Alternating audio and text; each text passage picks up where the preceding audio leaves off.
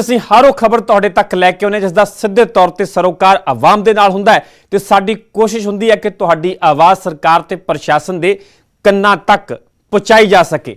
ਸ਼ੁਰੂ ਕਰਦੇ ਹਾਂ ਪ੍ਰੋਗਰਾਮ ਦਾ ਸਿਲਸਿਲਾ ਖਬਰ ਜੋ ਮੁੱਦਾ ਬਣੇ।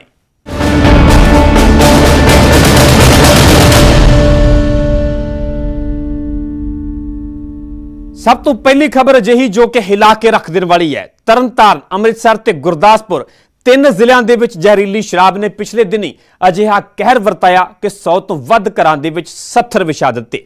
ਪਰ ਲੱਗਦਾ ਹੈ ਸਰਕਾਰ ਤੇ ਪ੍ਰਸ਼ਾਸਨ ਦੀ ਅਜੇ ਵੀ ਨੀਂਦ ਨਹੀਂ ਖੁੱਲੀ, ਅਜੇ ਵੀ ਕੋਈ ਸਬਕ ਨਹੀਂ ਸਿੱਖਿਆ। ਖਬਰ ਹੈ ਖੰਨਾ ਤੋਂ ਜੋ ਐਕਸਾਈਜ਼ ਵਿਭਾਗ ਦੀ ਕਾਰਗੁਜ਼ਾਰੀ ਤੇ ਸਵਾਲ ਖੜੇ ਕਰਦੀ ਹੈ, ਜਿੱਥੇ ਨਾਜਾਇਜ਼ ਸ਼ਰਾਬ ਦਾ ਗੋਰਖ ਧੰਦਾ ਚੱਲ ਰਿਹਾ ਹੈ। ਜਿਨ੍ਹਾਂ ਮਾਸੂਮਾਂ ਦੇ ਹੱਥਾਂ ਦੇ ਵਿੱਚ ਕਿਤਾਬਾਂ ਹੋਣੀਆਂ ਚਾਹੀਦੀਆਂ ਸਨ, ਉਹਨਾਂ ਦੇ ਹੱਥਾਂ 'ਚ ਨਾਜਾਇਜ਼ ਸ਼ਰਾਬ ਦੇ ਲਿਫਾਫੇ ਨੇ ਤੇ ਇਹਨਾਂ ਲਿਫਾਫਿਆਂ ਦੇ ਜ਼ਰੀਏ ਪਰੋਸਿਆ ਜਾ ਰਿਹਾ ਹੈ ਜ਼ਹਿਰ। ਜੇ ਯਕੀਨ ਨਹੀਂ ਹੋ ਰਿਹਾ ਤਾਂ ਵੇਖੋ ਇਹ ਰਿਪੋਰਟ। बोतल दे दो। बोतल ਤਰਨਤਾਰਨ ਦੇ ਵਿੱਚ ਵਾਪਰੇ ਨਕਲੀ ਸ਼ਰਾਬ ਕਾਂਡ ਨੂੰ ਯਾਦ ਕਰਕੇ ਅੱਜ ਵੀ ਹਰ ਕਿਸੇ ਦਾ ਮਨ ਦਹਿਲ ਜਾਂਦਾ ਹੈ। ਸ਼ਰਾਬ ਦੀ ਭੇਟ ਚੜੇ ਪਰਿਵਾਰਾਂ ਦੇ ਜ਼ਖਮ ਹਰੇ ਹੋ ਜਾਂਦੇ ਨੇ, ਪਰ ਨਕਲੀ ਸ਼ਰਾਬ ਦੇ ਕਾਰਨ ਹੋਈਆਂ ਉਹਨਾਂ 100 ਤੋਂ ਵੱਧ ਮੌਤਾਂ ਤੋਂ ਸ਼ਾਇਦ ਨਾ ਤਾਂ ਸਰਕਾਰ ਨੇ, ਨਾ ਪੁਲਿਸ ਤੇ ਨਾ ਹੀ ਐਕਸਾਈਜ਼ ਵਿਭਾਗ ਨੇ ਕੋਈ ਸਬਕ ਸਿੱਖਿਆ। बोतल दे दो। ਇਹ ਤਸਵੀਰਾਂ ਕੁਝ ਅਜਿਹਾ ਹੀ ਬਿਆਨ ਕਰਦੀਆਂ ਨੇ। ਲਿਫਾਫੇ ਵਿੱਚ ਸ਼ਰਾਬ ਵੇਚਦੇ ਬੱਚੇ ਦੀ ਇਹ ਵੀਡੀਓ ਵਾਇਰਲ ਹੋ ਰਹੀ ਹੈ, बोतल दे दो। ਜੋ ਖੰਨਾ ਦੇ ਵਿਨੋਦ ਨਗਰ ਦੀ ਦੱਸੀ ਜਾ ਰਹੀ ਹੈ, ਜਿੱਥੇ ਇੱਕ ਬੱਚਾ ਸ਼ਰੇਆਮ ਸ਼ਰਾਬ ਦੀਆਂ ਥੈਲੀਆਂ ਵੇਚ ਰਿਹਾ ਹੈ। ਯਾਨੀ ਖੰਨਾ ਦੇ ਵਿੱਚ ਨਾਜਾਇਜ਼ ਸ਼ਰਾਬ ਵਿਕ ਰਹੀ ਹੈ। ਹਾਲਾਂਕਿ ਵੀਡੀਓ ਵਾਇਰਲ ਹੁੰਦੇ ਹੀ ਖੰਨਾ, ਦੋਰਾਹਾ, ਸਾਨੇਵਾਲ ਤੇ ਪਾਇਲ ਦੇ ਪੁਲਿਸ ਅਤੇ ਐਕਸਾਈਜ਼ ਵਿਭਾਗ ਦੇ ਅਧਿਕਾਰੀਆਂ ਨੇ ਪੂਰੇ ਲਾਮ ਲਸ਼ਕਰ ਦੇ ਨਾਲ ਇਲਾਕੇ ਦੇ ਵਿੱਚ ਛਾਪੇਮਾਰੀ ਕੀਤੀ। ਇਸ ਛਾਪੇਮਾਰੀ ਦੇ ਦੌਰਾਨ 4 ਇਲਾਕਿਆਂ ਦੀ ਬਹਾਦਰ ਪੁਲਿਸ ਤੇ ਤੇਜ਼ ਤਰਾਰ ਐਕਸਾਈਜ਼ ਵਿਭਾਗ ਦੇ ਵੱਲੋਂ ਕਈ ਘਰਾਂ ਦੀ ਤਲਾਸ਼ੀ ਲਈ ਗਈ। ਘਰਾਂ ਦਾ ਚੱਪਾ ਛਾਣ ਮਾਰਿਆ, ਪਰ ਹੱਥ ਮਹਿਜ਼ ਹਰਿਆਣਾ ਮਾਰਕਾ ਸ਼ਰਾਬ ਦੀਆਂ 4 ਬੋਤਲਾਂ, ਕੁਝ ਖਾਲੀ ਬੋਤਲਾਂ ਤੇ ਖਾਲੀ ਲਿਫਾਫੇ ਹੀ ਲੱਗੇ। ਵੀਡੀਓ ਵਾਇਰਲ ਹੋਈ ਕਿ ਛੋਟੇ ਬੱਚਿਆਂ ਨੂੰ ਥੈਲੀਆਂ 'ਚ ਪਾ ਕੇ ਸ਼ਰਾਬ ਦੇ ਰਹੇ ਨੇ। ਉਹਦੇ ਸੰਬੰਧ 'ਚ ਸੀਆਈ ਸਟਾਫ ਵੱਲੋਂ, ਸਦਰ ਖੰਨਾ ਵੱਲੋਂ, ਸਿਟੀ ਥਾਣੇ ਵੱਲੋਂ ਜੁਆਇੰਟ ਰੇਡ ਕੀਤੀ ਗਈ ਹੈ ਤੇ ਖਾਲੀ ਬਾਰਦਾਨਾ ਕਾਫੀ ਮਿਲਿਆ ਹੈ। 4-5 ਬੋਤਲਾਂ ਹਰਿਆਣੇ ਦੀਆਂ ਮਿਲੀਆਂ ਨੇ ਤੇ ਜਿਹੜੇ ਦੋਸ਼ੀ ਨੇ ਉਹ ਘਰੋਂ ਪਹਿਲੇ ਭੱਜ ਚੁੱਕੇ ਨੇ। ਜਦੋਂ ਪਤਾ ਲੱਗਿਆ ਉਹਨਾਂ ਨੂੰ ਟੀਮ ਇੱਥੇ ਆ ਗਈ ਹੈ। ਸਰਚ ਆਪਰੇਸ਼ਨ ਜਾਰੀ ਹੈ। बोतल दे दो।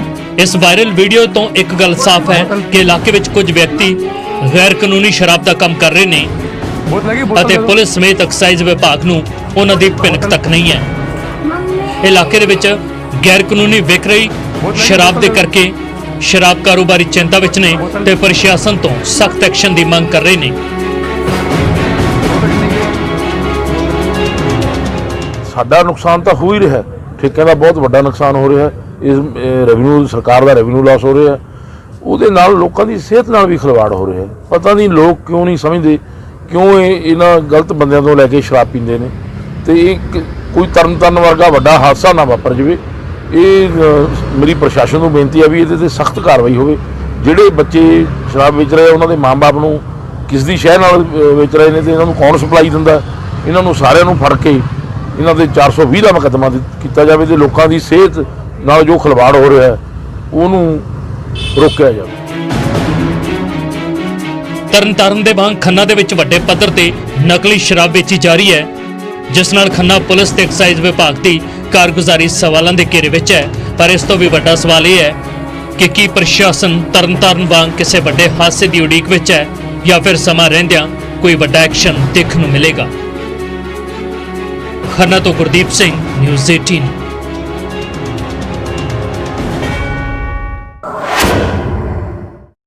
ਅਗਲੀ ਖਬਰ ਹੈ ਹਰਿਆਣਾ ਦੇ ਜੀਂਦ ਤੋਂ, ਜਿੱਥੇ ਇੱਕ ਐਸਐਚਓ ਨੂੰ ਵਿਧਾਇਕ ਸਾਹਿਬ ਦੇ ਨਾਲ ਉਲਝਣਾ ਮਹਿੰਗਾ ਪੈ ਗਿਆ।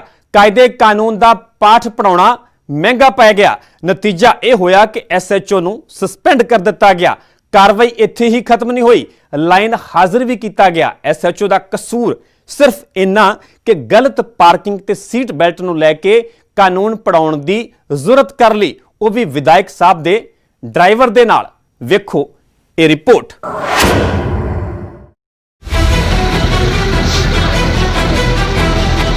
तो बोल रहा हूँ जो बड़े नहीं मानते मेरे ऐसे छोटे कैसे मानेंगे। ਐਸਐਚਓ ਸਾਹਿਬ ਟ੍ਰੈਫਿਕ ਨਿਯਮਾਂ ਦਾ ਪਾਠ ਪੜ੍ਹਾ ਰਹੇ ਸਨ ਪਰ ਉਲਟਾ ਉਹਨਾਂ ਨੂੰ ਹੀ ਇਸ ਦੀ ਸਜ਼ਾ ਮਿਲੀ। पहले सीट बेल्ट लगाओ श्रीमान जी, फिर आगे जाओ। ਸਾਹਿਬ ਨੇ ਸਸਪੈਂड ਕਰ ਦਿੱਤਾ। हाँ पता है मेरे को, पता है, तभी तो बोल रहा हूँ। भाई हम पढ़ा लिखा है, तेरे को पढ़ा लिखा मूर्ख नहीं। आगे कोई चला रहा हूँ मैं। चलानी स्टार्ट तो कर रखिए, स्टार्ट करके ਤੇ ਉਹ ਇਸ ਲਈ ਕਿ ਬੀਜੇਪੀ ਵਿਧਾਇਕ ਕ੍ਰਿਸ਼ਨ ਮਿੱਡਾ ਦੇ ਡਰਾਈਵਰ ਦੇ ਨਾਲ ਐਸਐਚਓ ਸਾਹਿਬ ਨੇ ਪੰਗਾ ਲੈ ਲਿਆ ਸੀ। ਵਿਧਾਇਕ ਦੇ ਡਰਾਈਵਰ ਦੇ ਕੰਨਾਂ 'ਚ ਜੂੰ ਤੱਕ ਨਹੀਂ ਸਰਕੀ। ਗਲਤ ਪਾਰਕਿੰਗ ਤੇ ਸੀਟ ਬੈਲਟ ਨੂੰ ਲੈ ਕੇ ਐਸਐਚਓ ਸਾਹਿਬ ਨਿਯਮ ਕਾਨੂੰਨਾਂ ਦਾ ਹਵਾਲਾ ਦੇ ਰਹੇ ਸਨ ਪਰ ਉਹਨਾਂ ਨੂੰ ਇਹ ਹਵਾਲਾ ਦੇ ਕੇ ਸਸਪੈਂਡ ਕਰ ਦਿੱਤਾ ਗਿਆ ਕਿ ਉਹਨਾਂ ਨੇ ਨਸ਼ੇ ਦੇ ਵਿੱਚ ਧੁੱਤ ਹੋ ਕੇ ਦੁਰਵਿਵਹਾਰ ਕੀਤਾ ਹੈ। ਵਿਧਾਇਕ ਦੇ ਇਸ ਇਲਜ਼ਾਮ ਦੇ ਬਾਅਦ ਐਸਐਚਓ ਨੂੰ ਲਾਈਨ ਹਾਜ਼ਰ ਵੀ ਕੀਤਾ ਗਿਆ। विधायक जी एक जो बैंक घोटाला है उसके मोर्च पर आए हुए थे और उनकी जो गाड़ी में ड्राइवर बैठा था उसके साथ जो हमारा जो ट्रैफिक सिटी का इंचार्ज था उन्होंने उसके साथ मिसबिहेव किया था और इस पे संज्ञान लेकर माननीय DIG के SP जींद ने मेरे को आदेश दिया था भाई ऐसे ऐसे पता लगा है तो उसका मेडिकल कराओ पहले, कहीं उसने कोई शराब तो नहीं पी रखी। उसका मेडिकल करा दिया है और उसके बाद उसकी रिपोर्ट बनाकर SP साहब को भेज दी थी और SP साहब ने उस रिपोर्ट के आधार पर उनको कल ही निलंबित करके लाइन हाजिर कर दिया। ਮਤਲਬ ਐਸਐਚਓ ਸਾਹਿਬ ਨੂੰ ਵਿਧਾਇਕ ਦੇ ਡਰਾਈਵਰ ਦੇ ਨਾਲ ਉਲਝਣ ਦੀ ਸਜ਼ਾ ਮਿਲੀ ਹੈ। ਉਹ ਤਾਂ ਸਿਰਫ ਆਪਣੀ ਡਿਊਟੀ ਨਿਭਾ ਰਹੇ ਸਨ ਪਰ ਕੀ ਪਤਾ ਸੀ ਕਿ ਸੱਤਾ ਦੇ ਨਸ਼ੇ 'ਚ ਖਾਦੀ ਦੇ ਨਾਲ ਟਕਰਾਉਣਾ ਅਜੇ ਖਾਕੀ ਦੇ ਵੱਸ ਦੀ ਗੱਲ ਨਹੀਂ ਹੈ। हाँ पता है मेरे को, पता है, तभी तो बोल रहा हूँ। भाई हम पढ़ा लिखा है, तेरे को पढ़ा लिखा मूर्ख नहीं। आगे कोई चला रहा हूँ मैं।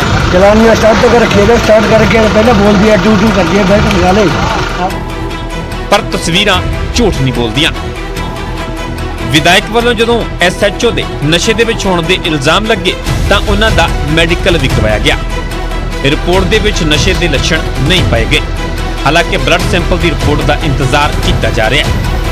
ਉੱਥੇ ਪੂਰੇ ਮਾਮਲੇ ਦੀ ਜਾਂਚ DSP ਨੂੰ ਸੌਂਪੀ ਗਈ ਹੈ ਪਰ ਜਦੋਂ ਤਸਵੀਰਾਂ ਹੀ ਸਾਫ਼ ਨੇ ਤਾਂ ਭਲਾ ਜਾਂਚ ਕਿਸ ਗੱਲ ਦੀ।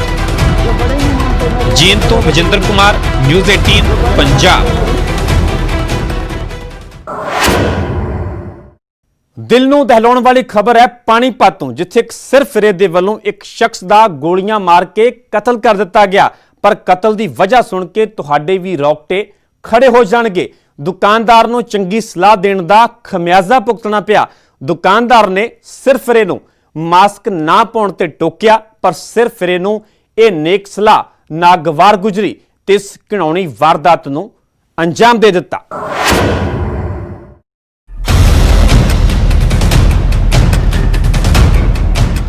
ਪਾਣੀਪਤ ਦੇ ਵਿੱਚ ਸ਼ਨੀਵਾਰ ਸ਼ਾਮ ਬਾਜ਼ਾਰ 'ਚ ਫਾਇਰਿੰਗ ਹੋਣ ਦੇ ਨਾਲ ਸਨਸਨੀ ਫੈਲ ਗਈ।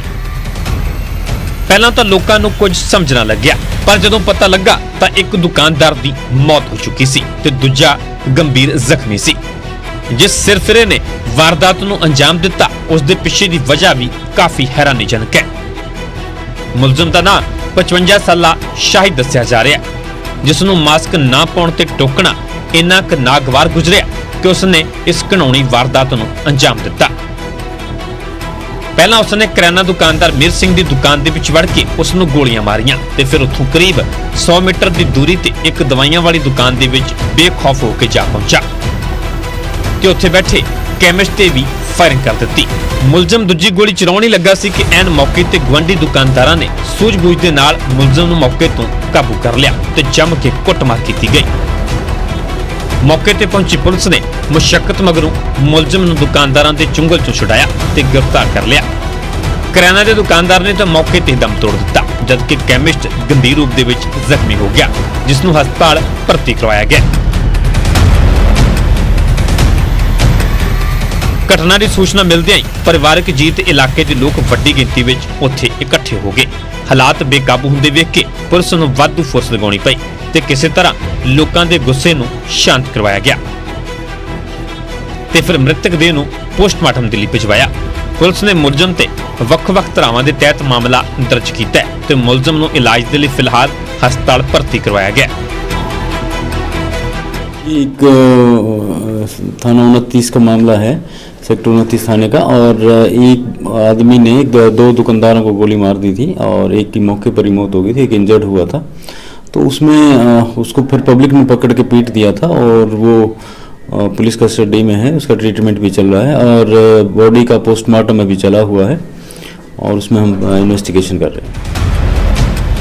ਪੁਲਿਸ ਮੁਤਾਬਿਕ ਮੁਲਜ਼ਮ ਨੇ ਕੁਝ ਸਮਾਂ ਪਹਿਲਾਂ ਹੀ ਧਰਮ ਪਰਿਵਰਤਨ ਕਰਵਾਇਆ ਸੀ ਤੇ ਦੋਵਾਂ ਦੁਕਾਨਦਾਰਾਂ ਦੇ ਵੱਲੋਂ ਮਾਸਕ ਨਾ ਪਾਉਣ ਤੇ ਟੋਕੇ ਜਾਣ ਤੇ ਮੁਲਜ਼ਮ ਨੇ ਵਾਰਦਾਤ ਨੂੰ ਅੰਜਾਮ ਦੇਣ ਦੀ ਗੱਲ ਮੁੱਢਲੀ ਜਾਂਚ ਦੇ ਵਿੱਚ ਕਬੂਲੀ ਹੈ। ਮੁਲਜ਼ਮ ਤੋਂ ਮੌਕੇ ਤੇ ਇੱਕ ਬੰਦੂਕ ਤੇ 15 ਕਾਰਤੂਸ ਵੀ ਬਰਾਮਦ ਕੀਤੇ ਗਏ ਨੇ।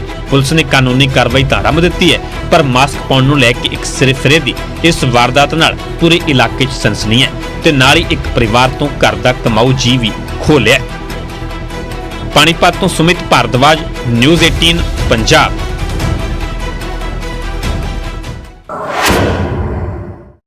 ਹੁਣ ਗੱਲ ਕਰਾਂਗੇ ਸੋਨੀਪਤ ਦੀ। ਗੱਲ ਅਜਿਹੇ ਬਾਰੂਦ ਦੀ ਜੋ ਕਈਆਂ ਦੇ ਲਈ ਜਾਨਲੇਵਾ ਸਾਬਿਤ ਹੋ ਸਕਦਾ ਹੈ, ਵੱਡੇ ਹਾਦਸੇ ਨੂੰ ਸੱਦਾ ਦੇ ਸਕਦਾ ਹੈ। ਸੀਐਮ ਫਲਾਈਂਗ ਨੇ ਅਜਿਹੀ ਬਾਰੂਦ ਦੇ ਢੇਰ ਦਾ ਪਰਦਾਫਾਸ਼ ਕੀਤਾ ਹੈ, ਜਿੱਥੇ ਨਾਜਾਇਜ਼ ਤੌਰ ਤੇ ਪਟਾਕਿਆਂ ਦੀ ਫੈਕਟਰੀ ਚੱਲ ਰਹੀ ਸੀ, ਉਹ ਵੀ ਪੁਲਿਸ ਚੌਂਕੀ ਦੇ ਬਿਲਕੁਲ ਨਜ਼ਦੀਕ, ਬਿਨਾਂ ਕਿਸੇ ਮਨਜ਼ੂਰੀ ਦੇ। ਇਹ ਵੀ ਵੱਡੀ ਲਾਪਰਵਾਹੀ ਕਈਆਂ ਦੇ ਲਈ ਕਾਲ ਬਣ ਸਕਦੀ ਸੀ। ਖੈਰ, ਪੁਲਿਸ ਨੇ ਤਬਾਹੀ ਦਾ ਸਮਾਨ ਕਬਜ਼ੇ ਵਿੱਚ ਲੈ ਲਿਆ। ਕੀ ਹੈ ਪੂਰਾ ਮਾਮਲਾ, ਵੇਖੋ ਇਹ ਰਿਪੋਰਟ।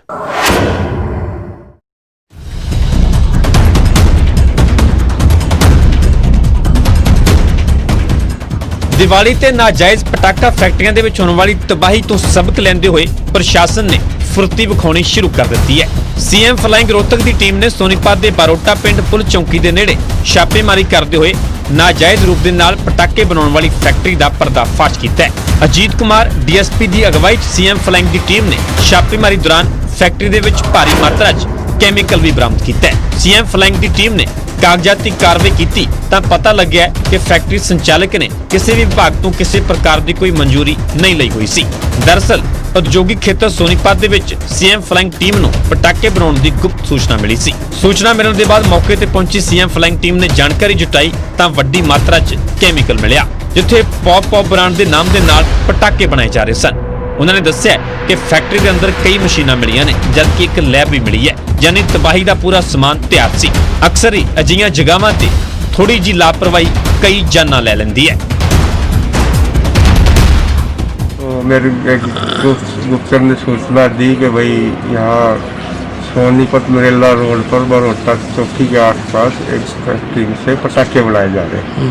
चौकी इंचार्ज नाका लगाए हुए थे, जिनको सारी बातें बताई कि भाई ऐसे ऐसे आपके आसपास कोई फैक्ट्री है। इतनी बात बता ही रहे थे कि भाई सोनीपत की तरफ से 2 गाड़ियाँ आई और वो पुलिस पार्टी को देख के वापिस चली, तो उनका शक हो गया। शक होने पर उनका पीछा किया तो वो इस फैक्ट्री के अंदर आ गए। फैक्ट्री में जाके देखा तो भाई वहाँ छोटे छोटे पटाखे बनाए जा रहे थे। अवैध ਉੱਥੇ ਸੜੇੜ ਦੇ ਬਾਅਦ ਪੁਲਿਸ ਫਿਰ ਸਵਾਲਾਂ ਦੇ ਘੇਰੇ ਵਿੱਚ ਹੈ ਕਿ ਆਖਰ ਪੁਲਿਸ ਚੌਂਕੀ ਦੇ ਇੰਨੀ ਨਜ਼ਦੀਕ ਨਾਜਾਇਜ਼ ਪਟਾਕਾ ਫੈਕਟਰੀ ਕਿਵੇਂ ਚੱਲ ਰਹੀ ਸੀ। ਹੁਣ ਵੇਖਣਾ ਹੋਵੇਗਾ ਕਿ ਸੀਐਮ ਫਲਾਈਂਗ ਟੀਮ ਅੱਗੇ ਕੀ ਕੁਝ ਕਾਰਵਾਈ ਕਰਦੀ ਹੈ ਤੇ ਕੀ ਕੁਝ ਮੁਲਜ਼ਮਾਂ ਤੋਂ ਪਤਾ ਲੱਗਦਾ ਹੈ। ਸੋਨੀਪਤ ਤੋਂ ਨਿਤਿਨ ਅੰਤਿਲ, ਨਿਊਜ਼ 18।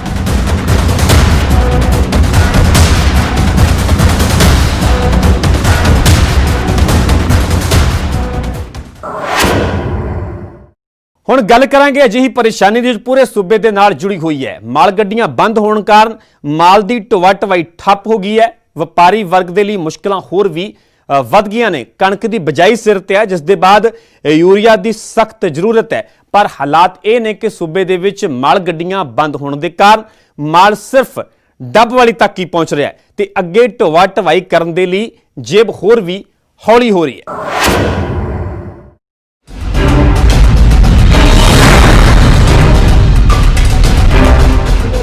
ਕਿਸਾਨ ਜਥੇਬੰਦੀਆਂ ਰੇਲਵੇ ਟਰੈਕ ਖਾਲੀ ਕਰ ਚੁੱਕੀਆਂ ਨੇ। ਇਸ ਦੇ ਬਾਵਜੂਦ ਪੰਜਾਬ ਮਾਲ ਗੱਡੀਆਂ ਦੀ ਆਵਾਜਾਈ ਬੰਦ ਪਈ ਹੈ। ਰੇਲਵੇ ਆਵਾਜਾਈ ਬੰਦ ਹੋਣ ਪਿੱਛੇ ਵਜ੍ਹਾ ਕੋਈ ਵੀ ਹੋਵੇ, ਪਰ ਇਸ ਦਾ ਖਮਿਆਜ਼ਾ ਸਭ ਤੋਂ ਵੱਧ ਸੂਬੇ ਦੇ ਵਪਾਰੀਆਂ ਨੂੰ ਭੁਗਤਣਾ ਪੈ ਰਿਹਾ ਹੈ।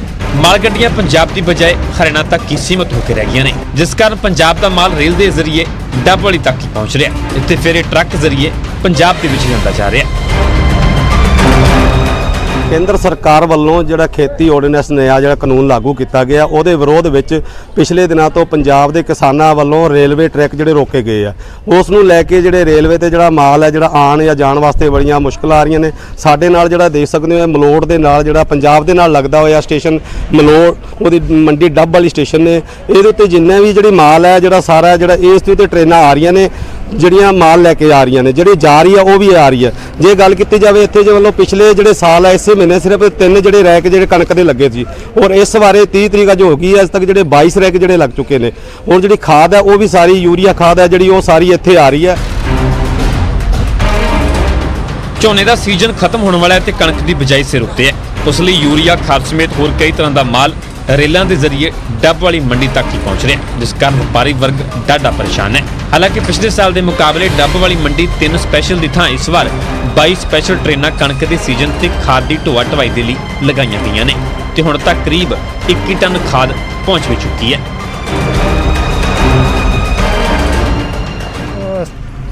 ਇਸ ਸਾਲ ਲਗਭਗ ਇਸ ਮੰਥ ਦੇ ਵਿੱਚ 22 ਕੁ ਰੈਕ ਕਣਕ ਦੇ ਔਰ 6 ਕੁ ਰੈਕ ਖਾਦ ਦੇ ਲੱਗ ਚੁੱਕੇ ਨੇ। ਬਾਕੀ ਜਿਹੜਾ ਖਾਦ ਵਾਲਾ ਰੇਜ ਪੰਜਾਬ 'ਚ ਫਿਰ ਕਿਸ ਤਰੀਕੇ ਨਾਲ ਪਹੁੰਚਾਇਆ ਜਾ ਬਾਏ ਟਰੱਕ ਦੇ ਥਰੂ ਹੀ ਜਾ ਰਿਹਾ, ਬਾਏ ਰੋਡ ਹੀ ਜਾ ਰਿਹਾ ਜੀ ਔਰ ਆਪਣੇ ਜਾ ਰਿਹਾ ਰੂਟੀਨ ਦੇ ਵਿੱਚ ਜਾ ਰਿਹਾ ਪੰਜਾਬ ਦੇ ਵਿੱਚ। ਵਪਾਰੀ ਵਰਗ ਨੂੰ ਇਹਦਾ ਦਿੱਕਤ ਤਾਂ ਹੋ ਰਹੀ ਹੈ। ਦਿੱਕਤ ਤਾਂ ਭਾਈ ਸਾਹਿਬ ਕਿੱਥੇ ਰੈਕ ਜਾਏ ਕਿੱਥੇ ਟਰੱਕਾਂ ਨਾਲ ਜਾਣਾ ਮਾਲ ਥੋੜੀ ਬਹੁਤੀ ਦਿੱਕਤਾਂ ਪਰੇਸ਼ਾਨੀਆਂ ਤਾਂ ਆਉਂਦੀਆਂ ਹੀ। ਔਰ ਖਾਦ ਜੋ ਹੈ ਆਲਮੋਸਟ ਪੰਜਾਬ ਵਾਲੀ ਪੰਜਾਬ 'ਚ ਹੀ ਆਉਂਦੀ ਸੀ, ਇਸ ਵਾਰ ਇੱਥੋਂ ਆ ਰਹੀ ਹੈ। ਖੇਤੀ ਕਾਨੂੰਨਾਂ ਦੇ ਵਿਰੋਧ ਦੇ ਵਿੱਚ ਕਿਸਾਨ ਜਥੇਬੰਦੀਆਂ ਨੇ 1 ਮਹੀਨੇ ਤੋਂ ਵੱਧ ਸਮਾਂ ਰੇਲਵੇ ਟਰੈਕ ਜਾਮ ਰੱਖੇ। ਹਾਲਾਂਕਿ ਉਹਨਾਂ ਟਰੈਕ ਖਾਲੀ ਕਰ ਦਿੱਤੇ ਗਏ ਨੇ। ਇਸ ਦੇ ਬਾਵਜੂਦ ਪੰਜਾਬ ਦੇ ਵਿੱਚ ਰੇਲਵੇ ਦੇ ਵੱਲੋਂ ਮੁਕੰਮਲ ਰੇਲਵੇ ਆਵਾਜਾਈ ਬੰਦ ਰੱਖੀ ਗਈ ਹੈ, ਜਿਸ ਨਾਲ ਪੰਜਾਬ ਦੇ ਥਰਮਲ ਪਲਾਂਟਾਂ 'ਚ ਕੋਲੇ ਦੀ ਕਮੀ ਤੇ ਸੂਬੇ ਦੇ ਵਪਾਰ ਉੱਤੇ ਮਾੜਾ ਅਸਰ ਪੈ ਰਿਹਾ ਹੈ। ਜਿਹੜਾ ਰੋਡ ਰਾਹੀਂ ਜਿਹੜਾ ਟਰੱਕਾਂ ਦਾ ਟਰਾਂਸਪੋਰਟ ਰਾਹੀਂ ਜਿਹੜਾ ਮਾਲ ਹੈ ਜਿਹੜਾ ਪੰਜਾਬ ਦੇ ਹਰ ਕੋਨੇ ਤੱਕ ਪਹੁੰਚਾਇਆ ਜਾ ਰਿਹਾ। ਵਪਾਰੀ ਵਰਗ ਨੂੰ ਇਹਦੇ ਨਾਲ ਮੁਸ਼ਕਲਾਂ ਆ ਰਹੀਆਂ ਨੇ। ਚੇਤਨਪੁਰਾ ਨਿਊਜ਼ 18 ਲਈ ਡੱਬ ਵਾਲੀ ਮੰਡੀ। ਸਰਕਾਰ ਦੇ ਵੱਲੋਂ ਹਰ ਸਾਲ ਝੋਨੇ ਦੇ ਸੀਜ਼ਨ ਵੇਲੇ ਵੱਡੇ ਵਾਅਦੇ ਕੀਤੇ ਜਾਂਦੇ ਨੇ ਕਿ ਕਿਸਾਨਾਂ ਨੂੰ ਮੰਡੀਆਂ ਦੇ ਵਿੱਚ ਕੋਈ ਵੀ ਮੁਸ਼ਕਲ ਨਹੀਂ ਆਵੇਗੀ, ਫਸਲ ਦੀ ਸਮੇਂ ਸਿਰ ਅਦਾਇਗੀ ਕੀਤੀ ਜਾਵੇਗੀ। ਪਰ ਅਸਲੀਅਤ ਇਹ ਹੈ ਕਿ ਆੜ੍ਹਤੀਆਂ ਨੂੰ ਅਜੇ ਪਿਛਲੇ ਸਾਲ ਦੀ ਵੀ ਅਦਾਇਗੀ ਨਹੀਂ ਹੋਈ, ਜਿਸ ਤੋਂ ਨਵਾਂ ਸ਼ਹਿਰ ਦੇ ਆੜ੍ਹਤੀਏ ਖਫਾ ਨੇ, ਜੋ ਅਦਾਇਗੀ ਨਾ ਹੋਣ ਤੇ ਸੰਘਰਸ਼ ਦੀ ਚੇਤਾਵਨੀ ਦੇ ਰਹੇ ਨੇ।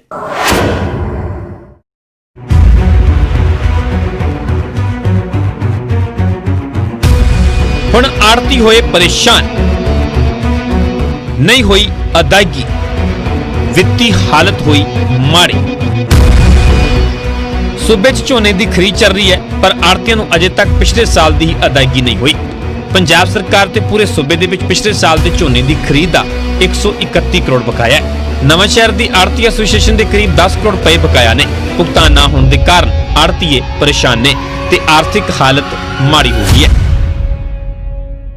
ਸਾਡੀ ਪਿਛਲੇ ਸਾਲ ਦੀ ਜਿਹੜੀ ਝੋਨੇ ਦੀ ਪਰਚੇਜ ਹੋਈ ਆ ਨਵਾਂ ਸ਼ਹਿਰ ਜ਼ਿਲ੍ਹੇ, ਪਹਿਲੇ ਤਾਂ ਪੂਰੇ ਪੰਜਾਬ ਦੇ ਵਿੱਚ 131 ਕਰੋੜ ਦੀ ਸਾਡੀ ਪੇਮੈਂਟ ਜਿਹੜੀ ਕਿ ਪੰਜਾਬ ਸਰਕਾਰ ਵੱਲ ਖੜੀ ਆ, ਜਿਹੜੀ ਕਿ ਪੰਜਾਬ ਸਰਕਾਰ ਕਦੀ ਸਾਨੂੰ ਕਹਿ ਦਿੰਦੀ ਹਫ਼ਤੇ 'ਚ ਕਰ ਦੇਣੀ ਹੈ, ਕਦੀ ਕਹਿ ਦਿੰਦੀ 10 ਦਿਨ 'ਚ ਕਰ ਦਿੱਤੀ, ਜਿਹੜੀ ਕਿ ਨਹੀਂ ਹੋਈ। ਜਿਹੜੀ ਕਿ ਮੇਰੇ ਆਪਣਾ ਨਵਾਂ ਸ਼ਹਿਰ ਜ਼ਿਲ੍ਹੇ ਦੀ 8 ਤੋਂ 10 ਕਰੋੜ ਦੀ ਪੇਮੈਂਟ ਜਿਹੜੀ ਆ ਪਿਛਲੇ ਝੋਨੇ ਦੀ ਸਾਡੀ ਆੜਤ ਖੜੀ ਆ।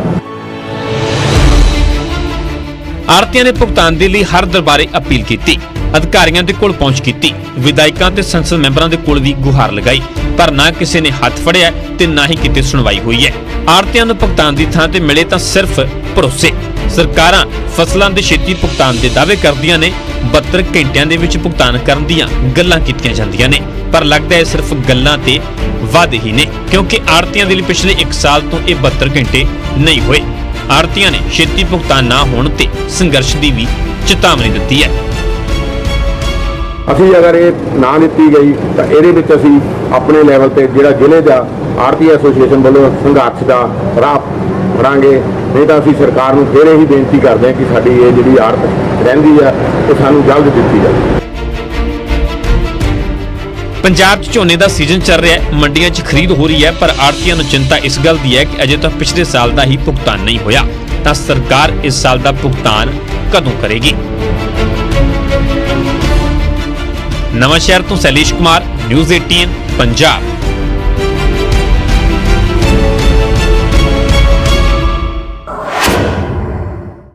ਸੋ ਸਾਡੇ ਖਾਸ ਪ੍ਰੋਗਰਾਮ ਖਬਰ ਜੋ ਮੁੱਦਾ ਬਣੇ 'ਚ ਅੱਜ ਇੰਨਾ ਹੀ। ਕੱਲ ਕੁਝ ਹੋਰ ਖਬਰਾਂ ਦੇ ਨਾਲ, ਕੁਝ ਹੋਰ ਲੋਕਾਂ ਦੇ ਮੁੱਦਿਆਂ ਦੇ ਨਾਲ ਤੁਹਾਡੇ ਫਿਰ ਮੁਖਾਤਿਬ ਹੋਵਾਂਗੇ।